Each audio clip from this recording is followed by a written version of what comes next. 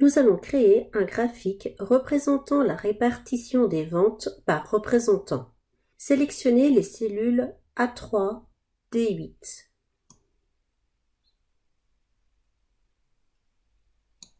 Pour réaliser un graphique, il est important de bien sélectionner les étiquettes des lignes et des colonnes. Cliquez sur l'onglet Insertion, puis dans le groupe Graphique, cliquez sur la liste déroulante de l'outil Insérer un histogramme ou un graphique à barres. Choisissez l'option Histogramme 3D groupé. Déplacez le graphique sur le tableau. Pointez votre souris sur le cadre de votre graphique. Lorsque la souris prend la forme d'une flèche à 4 pointes, cliquez et glissez le graphique vers sa nouvelle position. Nous allons agrandir la taille du graphique. Pointez votre souris sur l'angle du cadre.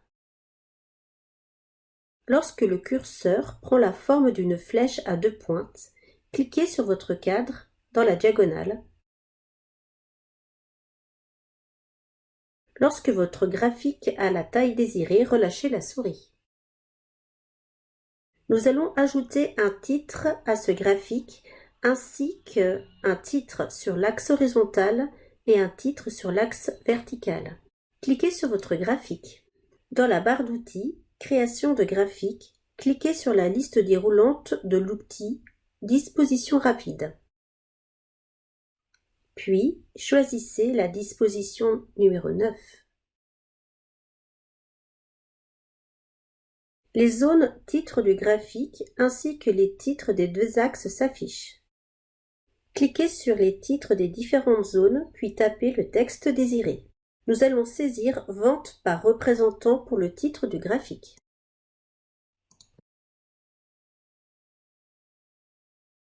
Nous allons saisir Représentant pour l'axe horizontal. Et enfin, nous allons saisir Montant en euros pour l'axe vertical.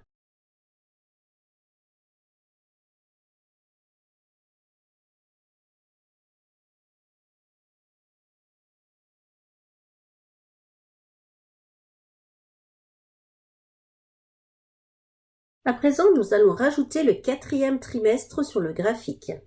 Cliquez sur le graphique. Dans le tableau, faites glisser la poignée bleue de façon à insérer la nouvelle série de données. Nous venons de rajouter le trimestre 4. De la même façon, je peux enlever un représentant ou alors un autre trimestre. Si vous avez besoin de redéfinir la zone de données complète du graphique, dans la barre d'outils Création de graphique, groupe Données, cliquez sur le bouton Sélectionner des données. La boîte de dialogue Sélectionner la source de données s'affiche. Et la zone de votre graphique apparaît en pointillé sur votre tableau. Cliquez et sélectionnez la nouvelle plage à inclure dans votre graphique. Cliquez sur OK pour valider.